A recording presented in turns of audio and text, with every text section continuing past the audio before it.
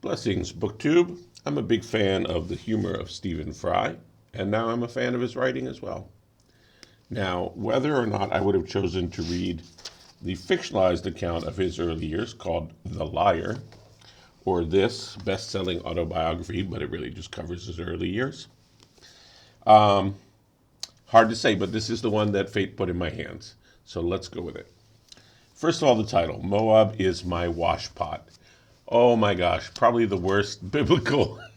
You could probably put your finger in the Bible at random and end up with a better biblical title than that. Got to be worst biblical title of all time. An alternative title that he himself brings up in the work, not as a title, is My Whole Life Stretched Out Gloriously Behind Me. So to the David Copperfield question, whether he'll be the hero. Well, at one point he quotes Ihab Hassan about anti-heroes. And I thought, this is the crux right here. And then at the end, in the epilogue, or last chapter, can't remember which it is, he quotes it and says as much. So I guess we agreed. So that's congruous. So let me tell you what Ihab Hassan, what Ihab says in Hassan about the anti-hero. Here we go. At one point, Fry also quotes a obituary that he wishes was his, but I think I liked this better. So this is from Ihab Hassan. It's called from a work called The Anti-Hero. It says, the ambivalences of a bourgeois hero in an overwhelmingly middle-class society raised for him problems of estrangement and communion, sincerity and simulation, ambition and acquiescence. The sad history of the anti-hero is nothing more than the history of man's changing awareness of himself. It is the record of his recoil. Man, meanwhile, goes clowning his sentimental way into eternity. I think this really works for Fry because of the clowning and sentimental.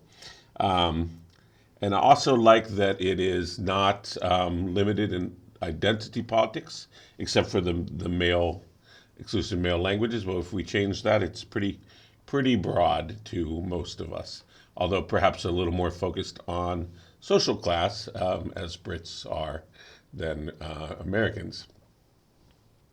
So like many smart kids, Fry had a lot of troubles in school. After his second, time he gets expelled, the second place he gets expelled from, they do diagnose him with something called developmental delay, where he's academically overdeveloped but socially underdeveloped. He says something interesting, that he prefers demons the demon metaphor to ADD, which I agree wholeheartedly. Let's get that. 331. There we go. So here it is. Nowadays, a lot of what was wrong with me would no doubt be ascribed to attention deficit disorder, tartrazine food coloring, dairy produce, and air pollution. A few hundred years earlier, it would have been demons. Still the best analogy, I think, but not much help when it comes to a cure. There is something demonic. There's something in the demonic of a depersonalized nature, or almost a impotent nature, like a puppetry. And I'm not thinking he's meaning in that sense. But anyway, yeah. So what we have here is basically we have a modern Tom Brown school days. Obviously, you've got the British, in his case, public school, which is the rich, fancy people's school in Britain. And then, of course, he keeps getting expelled. So then this sort of movement around the countryside, like Tom Brown, trickster stuff as well, with with the additional element in Fry here of what I'm going to call, to keep it PG, a bit more of the Greek explorings. which have always been a feature of public school, but take on a more important, more of importance for Fry, Stephen Fry, who is out as homosexual. So we'll talk about that a little bit. But first, we got to look at a few other things. So he says something about changing private boarding schools, like changing his socks and his feeling of God, so we can get right into the deep stuff with the religion. Here we go.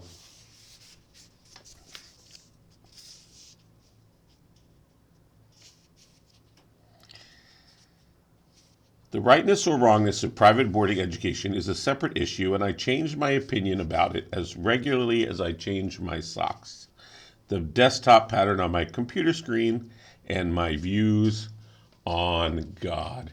He quotes Rilke, I think it is, saying that he wouldn't want to chase off his angels, his demons. He's afraid his angels would fly away too. And he says he couldn't believe in God because he's got too much of the Hellenic in him. So here we are back to the Greek. But I'm not sure that he meant it as a double entendre. He's also got this funny little bit. He says, got this giant print here. There's no one there. Where? There's no one there. The other way. There's no one there. See. He says, operator, operator is the way people used to talk on the phone. You know, there was an operator, and when they thought they had been cut off, he says, this is like people trying to talk to God. He compares, he says, they don't know that the Bible is a customer service announcement and that purgatory is when St. Peter puts you on hold. All right, so Fry, obviously from the beginning, not afraid to go there with talking about the deep issues. He is a sentimentalist. He excuses his fripperies of the status quo as a sentimentalist. But of course I am a sentimentalist, and sentimentalists want for any excuse to maintain the more harmless fripperies of the status quo. Now, how harmless these are, that's the question. So what are we talking about, these fripperies? Well, in public school, the boys would learn shooting, sailing, riding, gliding, cubbing, Latin footy, and don't ask me what the last of those three means, in environments where the pools might have been sculpted by Gropius. Fry is not a fan of Ecker, as they call exercised, as he is very uncouth. He has also asthma, which he uses as an excuse to get out of games, and therefore is free to lounge the dressing rooms. Is he up to something perverse? No, not in the way you might be thinking. This is where he picks up his habit of theft.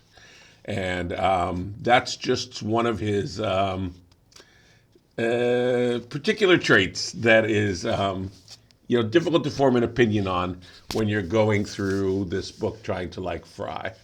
I think the theft is one thing.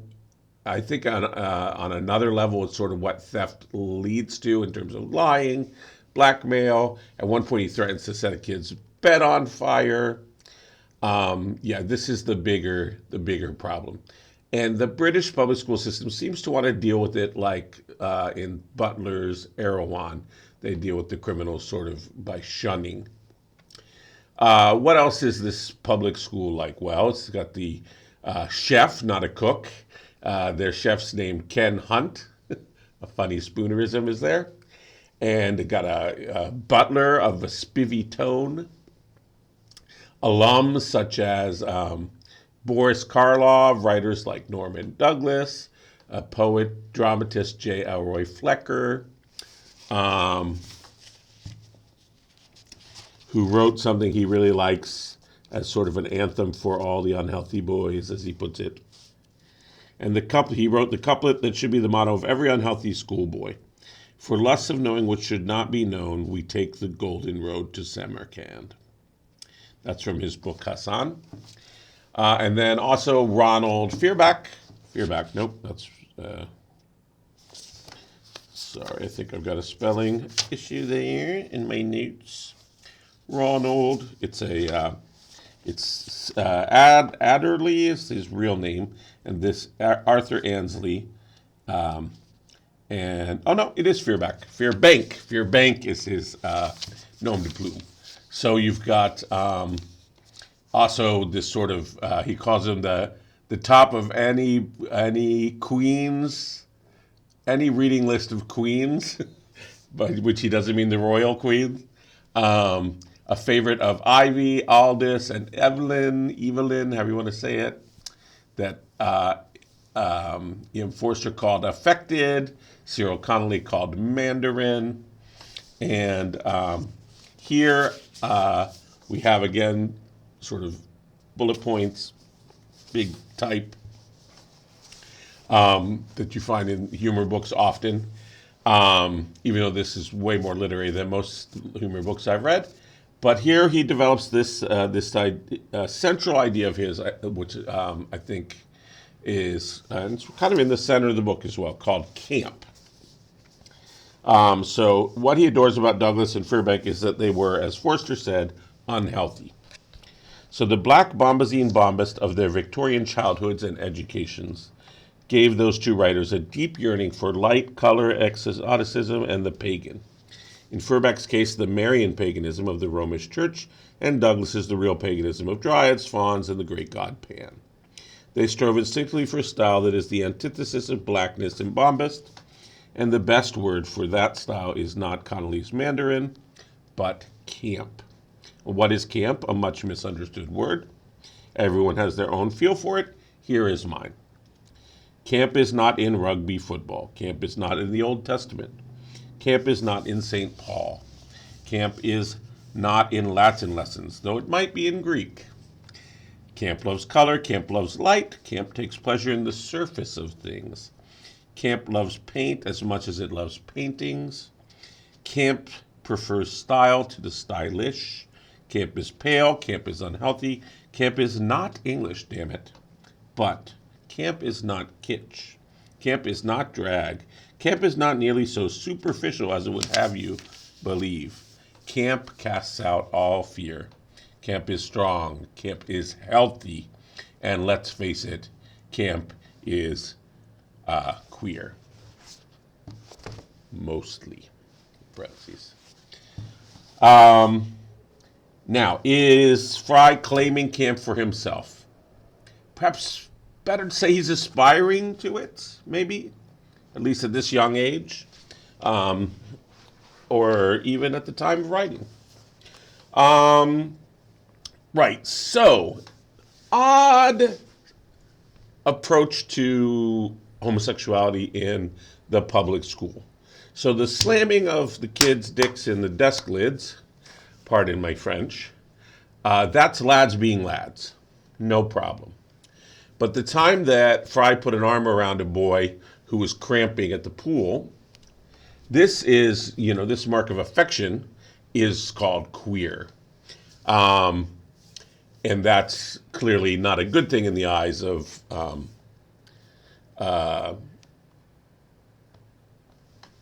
what Fry calls the tribal tom-tomming. So interesting phrasery there. But in the sort of status of the boys, but also in the way Fry interiorizes as well. He's very hurt by this. I think this is the point at which he threatens to burn Boy's bed. He says that, this is interesting. Well, let me read this bit to you. I don't know how to characterize it.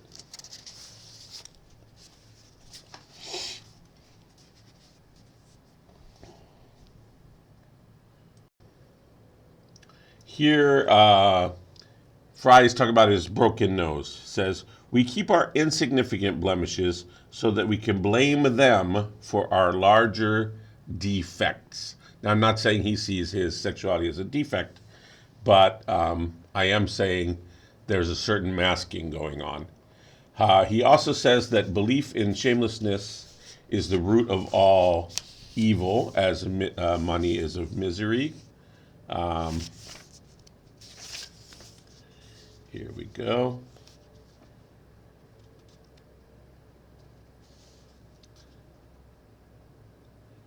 Now, it may come as a disappointment to you, but the fact is we English are no weirder than anyone else when it comes to sexual oddity. We just think we are, which is the basis of our weirdness. Just as it is the love of money that is the root of all evil, it is the belief in shamefulness that is the roots of all misery. I think there's some wisdom in there for sure. Right, so what about Fry's home life? So he gets expelled, he's back home. His dad has to teach him for a while till they could ship him off to another school. So he's landed gentry, the type of dad who says things such as, of the country fet, it's a fet worse than death. He makes a sort of defense of fox hunting at one point as the devil you know. Civilization versus savagery is the note here. What on earth does he say here? Is he making fun of it, or is he, also embracing it? When I was a literature student, one was forever reading that all great literature was always and has been the tension between civilization and savagery. And he gives a list of bullet points of the various examples. High Street versus hedgerow. So he's kind of against this idea of the nation of shopkeepers, as Napoleon called England. He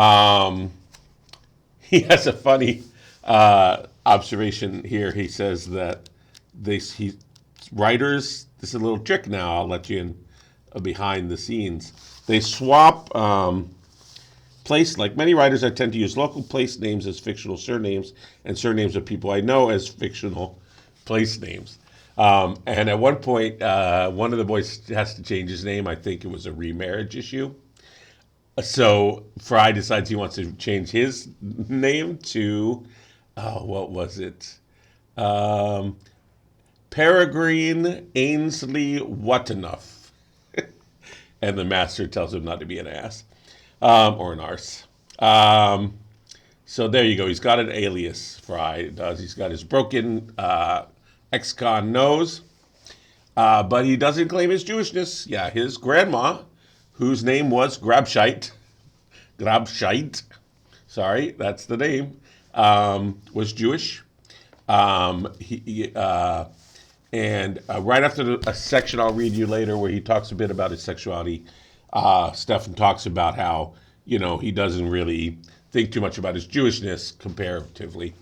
But he does say at one point how lucky he is to not have the last name of a Jewish last name, which is interesting, right? Because the Jewishness passes from your mother's side, but in the Brits, taking the father's name, they will lose the Jewish names, and then they keep Jewish identity in the eyes of Jews because they have a Jewish mother, whereas the fathers are Jewish.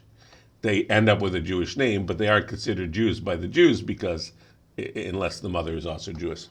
Interesting. His mom's a historian.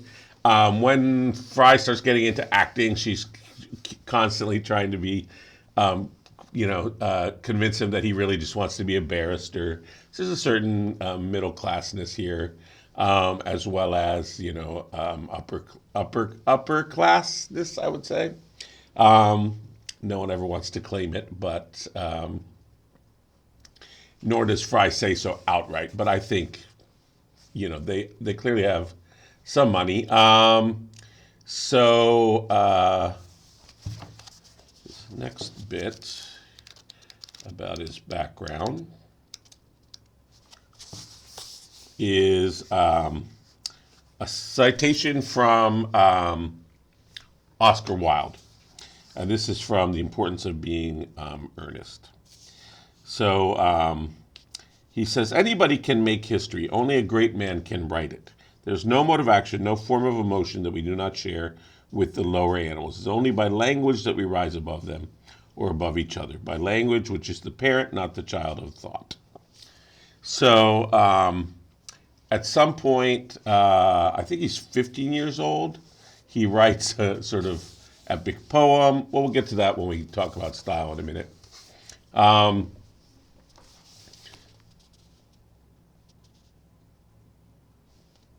yeah, I think that's probably enough about the background. He does have this one encounter with a girl, and he found the knickers. He found the color and the elastic of her knickers unappealing. Another telling story from his childhood was when he took. So this is not to the public school, when he was in lower school, local school.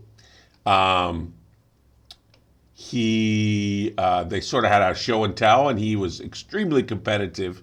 There's these other unsavory aspects of Fry that one just struggles to reconcile. But he, it's almost pitiable, this particular scene, because the girl brings a donkey. So of course wins. Everybody's like, oh, the donkey is the best. He brings a mole, but it's a dead mole, and so it's like rotting. But the teacher doesn't want to.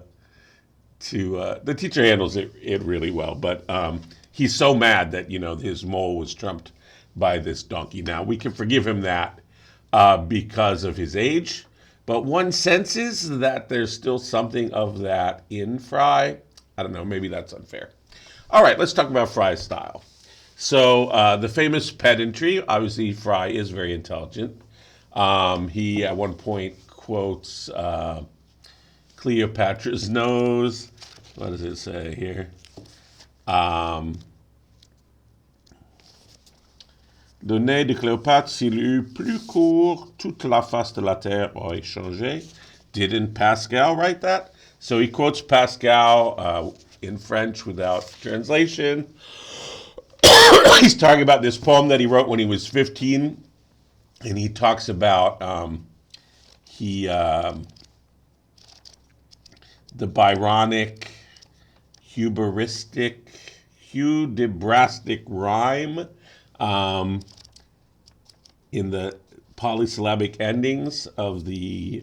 He's sort of making fun of his poem, but obviously in a way that's also sort of like humble brag. And I'll just quote you one tiny section of this poem. So he's been deflowered. There's some sexual activity in this book, but it's a sadly little and sadly fleeting. But there, just the one sort of lovely moment, which I'll end on. But this is not it. He's been deflowered by his one of the prefects. He picked himself up and hobbled about. He dressed in silence, choking back the tears. He carried inside him the seeds of doubt that had exchanged his new-fired hopes for fears. So Jones had heard him after all, and out of joy and smiles there came forth grief and leers. Passions to passions, lust to lust shall pass. Life's a bugger and a pain in the arse. Not a word was passed, not a parting shot, as Fry to his dormitory hurried. He hit the mattress in his iron cot, and his face in his pillow he buried. He used me like you'd use a woman, not a friend, said Fry, hot and hurt and worried. Thus was this boy, now sadly laid in bed, quiet robbed of comfort, sleep, and maidenhead. There's this talking about himself in the third person here in this poem, which is, I think, maybe distancing himself emotionally from this moment, from this scene, from this encounter, from this coming of age. But there's also a certain sense in which Fry's talking about Fry in the third person without using the third person sometimes in the book. I'll say more. I hope I'll express that better in a moment. So, no, actually, let me try and say it now. I get the sense that Fry has an ideal reader in mind that he fears and likes in equal measure, and that he's showing himself off to with the sense that he doesn't care what the person might think, but He wants to be liked and loved. No, yeah, I'm sorry. I'm so close to it, but I can't quite get there. All right, well, we'll have to go on with the notes. So, all this pedantry. At the same time, he's very capable of quoting Dirty Harry. After he finally gets arrested, he says he feels lower than whale shit. What else about this style? Well, he goes from Stout's Hill to Uppingham. You cannot make up the names of these schools. They sound like they're right out of Victorian novels. His swearing goes way up from bloody heck to fuckwank. Pardon my French. He quotes Wilde and Ernest, which I've already quoted to you. He quotes Ibsen. Judge the Self as the Troll. Where was that one? That was a pretty good one as well. To live is to war with trolls in heart and soul. To write is to sit in judgment on oneself. That's Ibsen.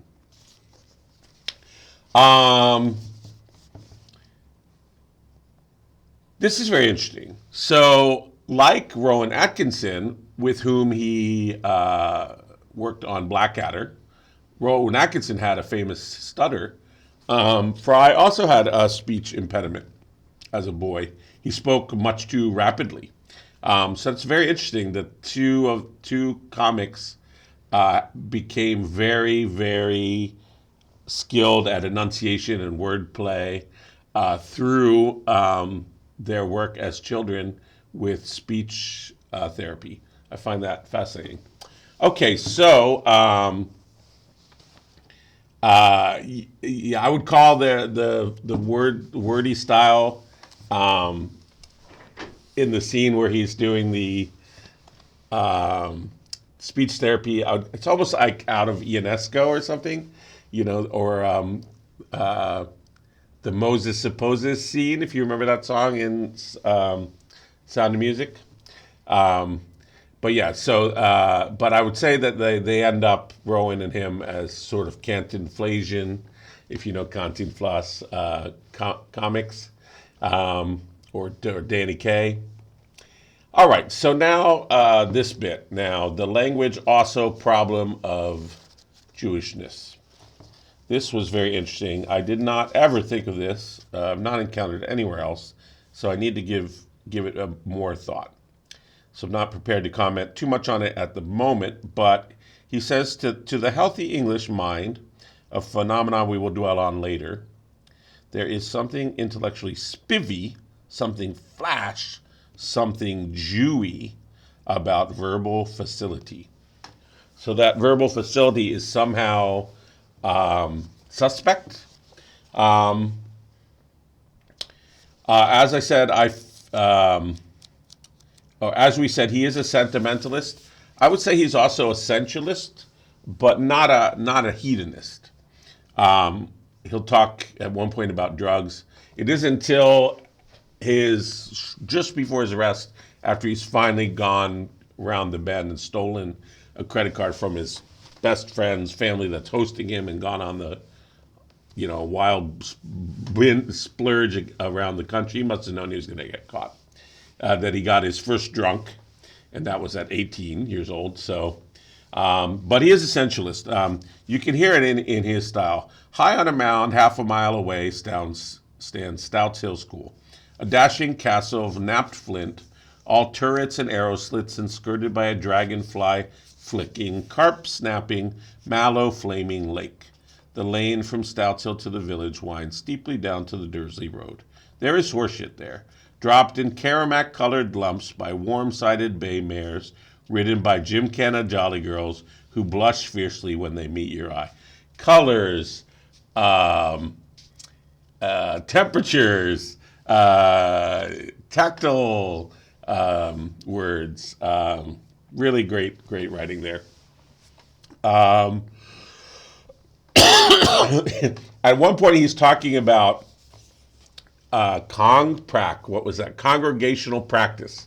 They had to sing, and they always had boiled eggs, hard-boiled eggs, or maybe soft-boiled, them being British, before this Kong prac. And so he always associated with this just sulfurous smell. But he speaks so beautifully about music at one point, about the quiddity of music. Let me tell you what that means.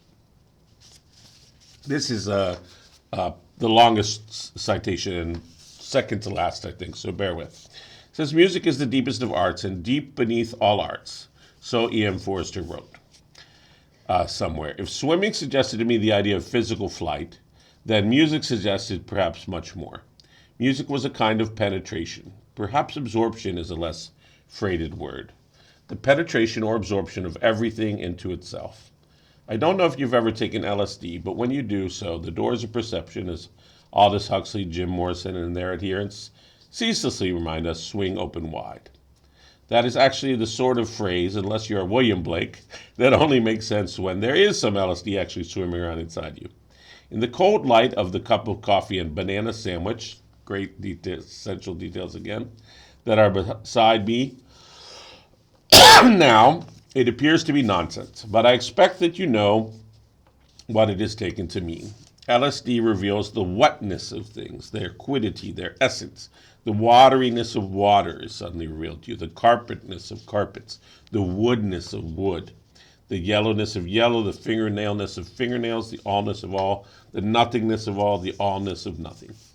For me, music gives access to every one of those essences of existence, but at a fraction of the social or financial cost of a drug, and without the need to cry, wow, all the time, which is one of LSD's most distressing and least endearing side effects. So you got the punchline at the end. He is a comic, but also quite beautiful, poetic discussion about states of being rendered in very, bodily terms, as well as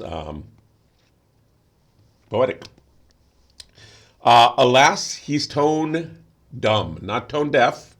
Would that he were so. He can hear that his tone is way off, horrible. So he cannot produce the beautiful music.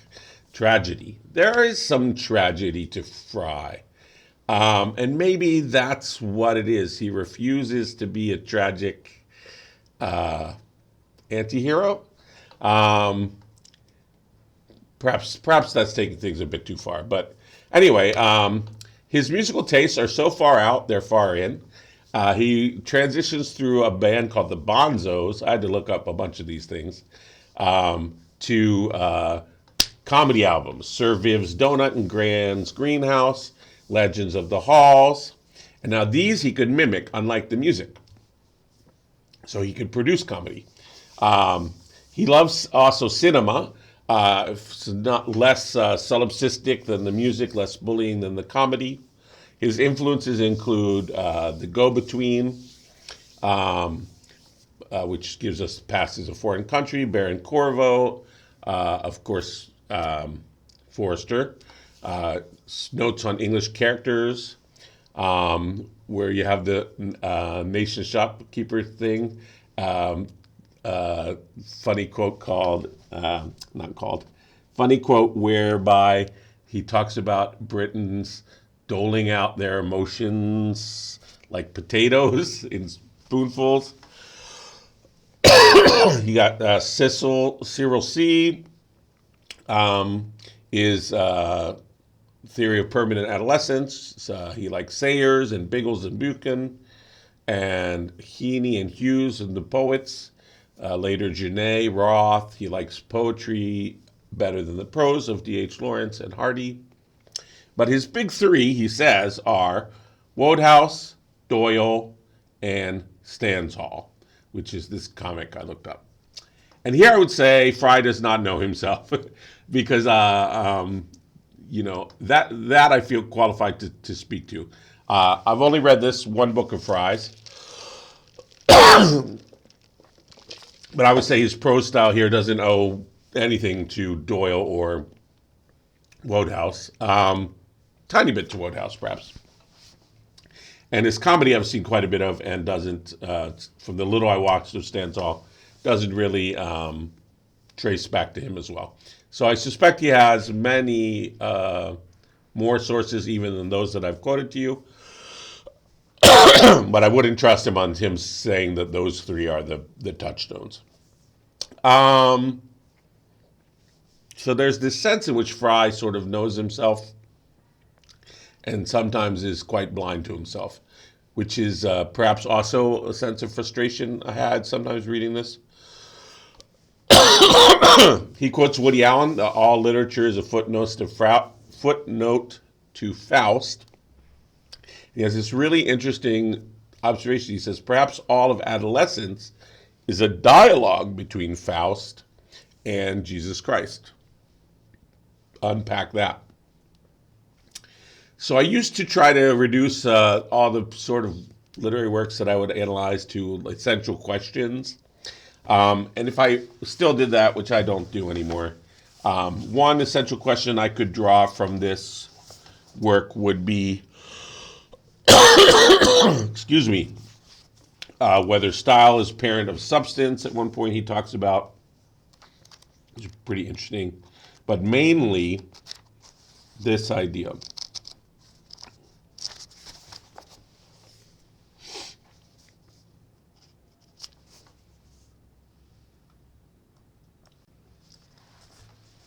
Sorry, I had to take a little coughing break there. So this is an essential question that one might ask from this work. It says, he's talking about Edwards and Mallet, and so it's cricket. So I won't quote it because I don't know cricket. But he says, was the pain of failing a feeling deeper than the joy of success? If so, Robert Browning and Andrea del Sarto were wrong. A man's reach exceeding his grasp did not justify heaven. It vindicated hell. So I thought this was very, very interesting because it's right after this observation that he steals the credit card, the sort of dire cast Rubicon moment. I mean, he's been stealing recklessly for ages, but, in the context of the public school, as I said, you've got this sort of safety net. Whereas now out in the community, 18 years old, some higher stakes. Although, of course, it's still going to be, dealt with gently as a gentleman. Anyway, he is caught, he's taken to jail, etc., etc. Excuse me. Also love this objective correlative statement that he's got in here. So his mom visits him. She smiles at him, and he, can't smile back. She gives him these crosswords that she's snipped out very lovingly for him ever since he went missing because they didn't know where he was while he was sort of on the lam. This sort of time, I guess, when a lot of young Brits were getting lost, they called it the Johnny Go Home Britain. Excuse me. And so he receives these crosswords, and he says that there was more love in every straightened, snipped cut than one might think was contained in the whole race of man. So, I know when he writes something like that he's capable of a totally sincere feeling and laying it completely raw to us. But unfortunately, some of the rawness that he unveils to us isn't of that magnitude or nature. Therefore, it's hard to know how to take the book. So he's in this Procrustean jail. No, it's not Procrustean at all. He finds it like prep school, basically, or like public school. Or he says it's not that it's like public school, but his public school strategies work well there. And they also are sort of treat him with kid gloves, the likes of you. He quotes Oscar Wilde again. You don't belong here, this kind of thing. He does find it surprising. There's more burrs and lilts than Cockney and brogue in the jail.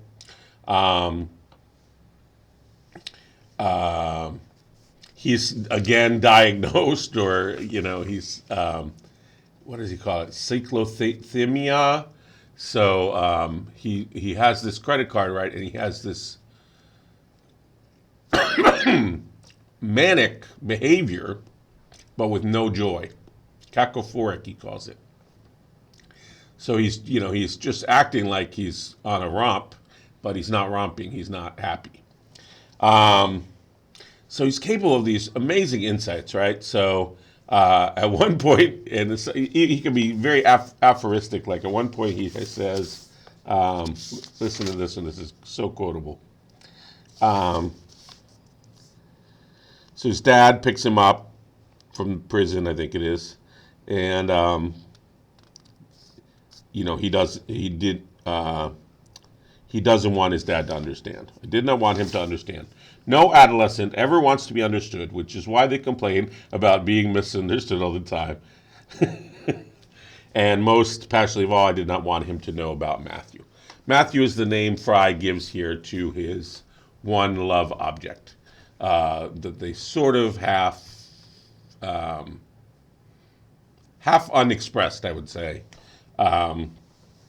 But that he has this idolized love, which I think in the end he realizes is an idolized love, which most of our first loves, especially if it's in your teen years, are half being in love with love and all of that good stuff. But I do want to end on that. So I think I've covered the public school stuff a little bit of his home life. The other major thing in here would be that love story, which we haven't really touched on. But I think this will give enough about it, and we'll end on that. So if there's a message, now I think there are many messages in every book, but this is one that one of the nicer ones. That one can love another of the same gender, that is what the homophobe really cannot stand. Love in all 8 tones and all 5 semitones of the world's full octave. Love is agape, eros, and philos. Love is romance, friendship, and adoration. Love is infatuation, obsession, and lust. Love is torture, euphoria, ecstasy, and oblivion. This is beginning to read like a Calvin Klein perfume catalog. Love is need, passion, and desire. So he tries to undermine it with the Calvin Klein joke in there. But I believe he believes in that love. And I wish that love for him. I wish that love for you. Wish that love for everyone. All sentient beings, as we say in Buddhism.